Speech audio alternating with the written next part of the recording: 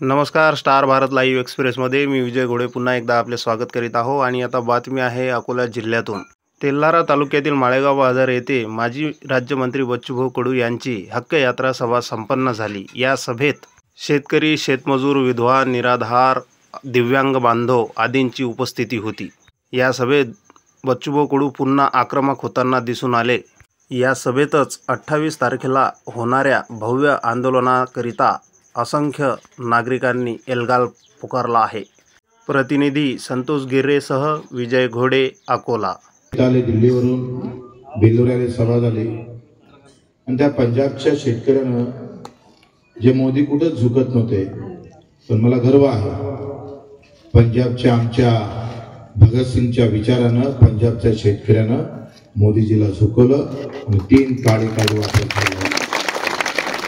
13 महिने आंदोलन चाललं. 13 महिने 700 लोक असे आजूबाजूला मरण पावले, पण आंदोलनापासून इंचभर शेतकरी बाजूने सरकला नाही. कदाचित ते 3 कायदे जर लागू झाले असते, तुमचा आमचा वाटोळा व्हायला वेळ लागला नसता. तुम्ही आम्ही तर त्या आंदोलनाकडे पाहिले नाही, साधा विचार पण केला नाही. लढत होता फक्त तो पंजाबचा, उत्तराखंडचा, यूपीचा, उत्तर प्रदेशचा, हरियाणाचा शेतकरी लढत होता. काही प्रमाणात एमपीचा शेतकरी लढत होता आणि तुम्ही टीव्हीवर तमाशे पाहत होते. आम्ही एवढे भारी आहोत. महाराष्ट्रातला, विदर्भातल्या शेतकऱ्यांना काही तिथं जाऊन पाठिंबा द्यावं. माझा शेतकरी बाप रोज मरतोय, त्याचा आम्हाला कुठल्याही प्रकारची चिंता नाही, राग नाही, रोष नाही, कुठल्याही प्रकारची चीड नाही. पाय घासून घासून आयुष्य जातं पूर्ण, तरी सुद्धा आम्ही एकत्र होत नाही. कधी कधी तर आम्हाला तुमची जास्त भीती वाटते. घाई घाई 3400 रुपयामध्ये सोयाबीन विकावं लागली. 35 ते 40 वर्षाच्या तरुणाच्या भावना कशा दुखावल्या गेल्या असत. तो उरलेले पैसे त्या व्यापाऱ्याकडे मागायला गेला आणि व्यापाऱ्यानं अर्धे पैसे दिलेच नाही. दुष्काळात 13वा महिना, रावणी प्रवृत्ती. ज्याच्याजवळ पैसा आहे तो जास्त पैशाची आशा घेऊन ठेवलेला आहे. पण ठाणेदाराला सांगितलं, ठाणेदार म्हणे एवढा मोठा व्यापारी आहे, तू काय चुकीचं बोलतो. त्याला वाटलं हा फाटका माणूस त्या इतक्या मोठ्या व्यापाऱ्यावर अशा प्रकारचा आरोप करतोय, हा चुकीचा असं हाकलून दिलं.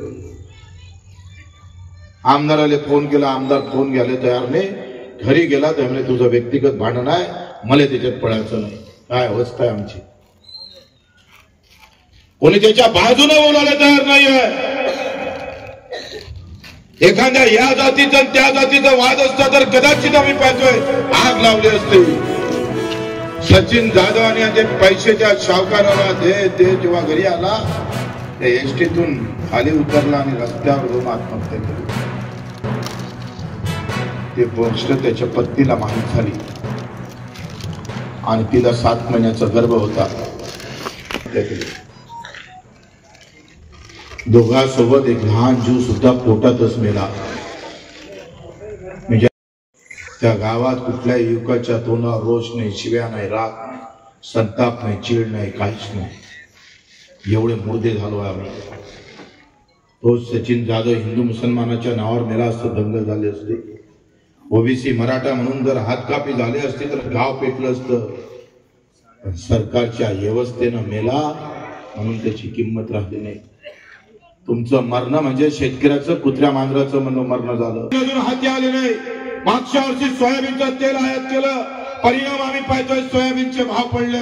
कोणी बोलायला तयार नाही, कुठल्या मीडियावर दाखवायची गरज नाही आणि कोणी दाखवतही नाही. आणि तुम्हाला त्याची चिंता नाही आहे. तुम्ही तर खाली जाऊन अधिक म्हणा तू काले बोलता, आम्ही मरायला तयार आहो ना, कशाने भांडायचं तो. आम्ही मरतोय ना. आम्ही 2000 सोयाबीन विकले तर आम्हाला काही परवा नाही आहे. आम्ही एवढे लाचार झालो आहे, जाती पाती पार्टीच्या नावानं गुलाम झालो आहे आम्ही गावागावात. अरे जो शेतकरी मुसलमानामध्ये आहे, तो शेतकरी ओबीसी मध्ये आहे, तो माळ्यामध्ये आहे, तेल्यामध्ये आहे, पाटलामध्ये आम्ही पाहतोय, धनगरामध्ये आहे, तो आमच्या दलितांमध्ये हा शेतकरी असा आहे. हो, तो सगळ्या जाती सापडल्याशिवाय राहत नाही. एवढ्या संख्येनं जास्त असणारा शेतकरी मात्र त्याचा आवाज मोठा होत नाही. लाज वाटली पाहिजे आमच्या आम्हाला. घरी जाऊन आम्हीच आमच्या थोबाडीत मारलं पाहिजे. अरे एका क्विंटल माग 3-3 हजार रुपये कमी भावानं आम्हाला सोयाबीन विकावं लागतं, तरी सुद्धा संताप येत नाही आम्हाला. कारण आमच्या सरकारनं तुमच्या आमच्या डोक्यात टाकलेली जात आणि धर्म समोर येतं. दंगलीच्या नावानं 15 रुपये इकडे तिकडे झालं, एखाद्याची थोडी रैपट मारली तर दंगलवाले वेळ लागत नाही. 3.5 लाख नाही 6.5 लाख शेतकरी मेला. या 7 महिन्यामध्ये 1100च्या वर शेतकऱ्यांना आत्महत्या केली, तरी कुठे कुठलाही रोष दिसत नाही.